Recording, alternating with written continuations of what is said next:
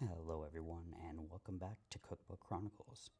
Today we are going to be making the Impossible Orange Chocolate Flan from Chef Gabriela Cámara's Contramar restaurant and her cookbook, My Mexico City Kitchen. Now, I've made this recipe before, not Chef Gabriela's, but when I was the chef at a Mexican restaurant. This is my version. Two beautiful, distinct layers, served with segments of citrus, and then the recipe that is in her cookbook. This is it right here, and this is how it came out. Now, as soon as I flipped it over, I just knew something was wrong, but I didn't know how bad it was. My flan base didn't set whatsoever, and I was very frustrated. So, we're going to go over this recipe and we're going to adjust it just a little bit. All the ingredients are exactly the same from the cookbook, but the only thing that is different are the times that I allow the flan to rest and just small little steps here and there, which I really wish were included in the book. But again, cookbooks are always just a template. And hey, if it doesn't work once, try it again. If it doesn't work that second time, then the recipe is really wrong. So we're going to do this. We're going to make this recipe work for us. This way, you don't make the mistakes that I did when following the directions, but you also get to learn the way I do certain things. And here's one step that I didn't necessarily enjoy, and I don't like making caramel this way. But this is how Chef Gabriela makes you, or not necessarily makes you, but shows you how to make caramel in a pot.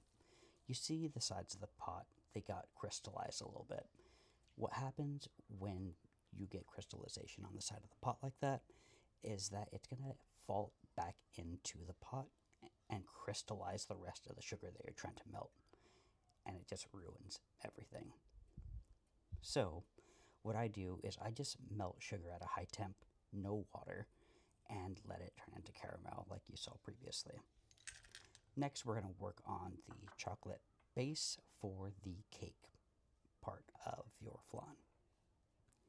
You want to just warm through your butter and your chocolate so it melts and put that to the side. While that's melting, you want to slightly curdle your milk with orange juice and orange zest. Then you're going to make the rest of the batter, starting by sifting all of your dry ingredients. And remember that it's always best to sift your dry ingredients. This way you can minimize the chunks that are left and then push those through a little bit. And you'll have a fine powder just like that. Next, you're going to crack in 2 eggs into your chocolate and whisk that thoroughly. And I do 1 egg and then another after. Once you have that fully incorporated, you're going to fold in your chocolate into the flour. And once that's folded in, you're going to add your milk and orange mixture.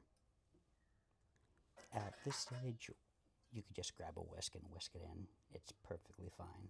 You don't want a really airy chocolate cake base because otherwise it's not going to be able to hold that layer of flan as it bakes or as you turn it out onto a plate.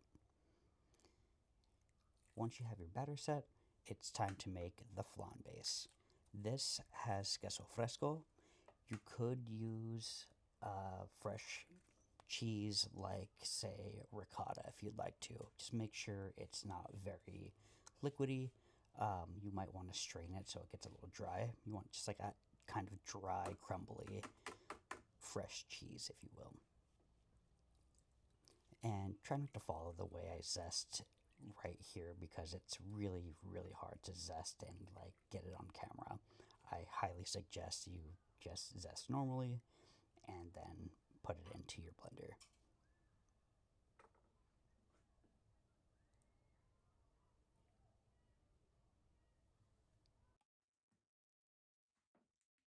Once you have all your ingredients in, blend it thoroughly, and don't do it for more than a minute or 30 seconds. Like, it doesn't necessarily need that much time to fully blend. So as you saw previously, the first layer that goes down is your caramel. Then you have your cake batter that goes on top of that. And finally, very gently and slowly pour over your flan base on the top. And the magic that happens while you're baking this is the flan layer is going to sink to the bottom and the chocolate cake layer is going to float to the top.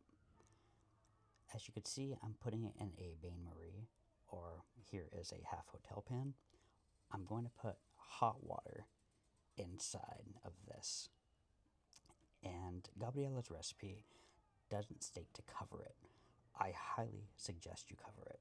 Once you've seen that the cake is fully baked, remove it from the hot water and allow it to come to room temperature or cool at room temperature for a minimum of 2 hours. After those 2 hours, stick it in the fridge for about 3 hours to guarantee that it's set. Because as you saw at the beginning, and as you're going to see again, this is what happens when you just follow the directions. And again, like, I was just so frustrated. I can't believe this happened. Well, I mean, I could, but I didn't want it to happen. I didn't want to believe that this was going to happen. She states to only set it for an hour in the fridge and let it rest at room temp for an hour. And I just knew it. I knew that it wasn't going to set in that amount of time. But again, I test recipes, and that's what this channel's kind of all about, is testing recipes and adjusting them or fixing them. So if you have this book, or if you go and get this book, you could, follow the recipe and not waste your money. This is how it turns out if you follow some of the steps that I give during this video. Pour some caramel over the top of it, and it doesn't look very pretty, but it tastes delicious. I'm not 100% sure why the layers aren't so distinct, but you'll see when I give you this preview of a slice from her recipe. It's interesting because in my head I think that it should have worked and this layers would have been perfectly separated like mine was in my photo earlier from the old restaurant I used to work at. And you could see the layers, but they're not even, they're not equal. The flan's chocolatey, which isn't bad, but also I want those distinct layers. Now that you've seen me make this, have you made chocoflan before? Or pastel impossible, flan impossible? If you have, leave a comment down below and let me know how yours has turned out, or what you do differently when you're baking the chocoflan. I think I'm going to stick with my recipe, but this one works. Now, just follow my directions in the video, and you won't have a gigantic mess to clean up like I did. If you've enjoyed this video, give it a like, comment, subscribe. I really appreciate it. And stick around to see what I do next. I have one more recipe that I want to do from this cookbook, and then from there, I think we're going to go fine dining Mexican. So we'll see you next time. Thanks.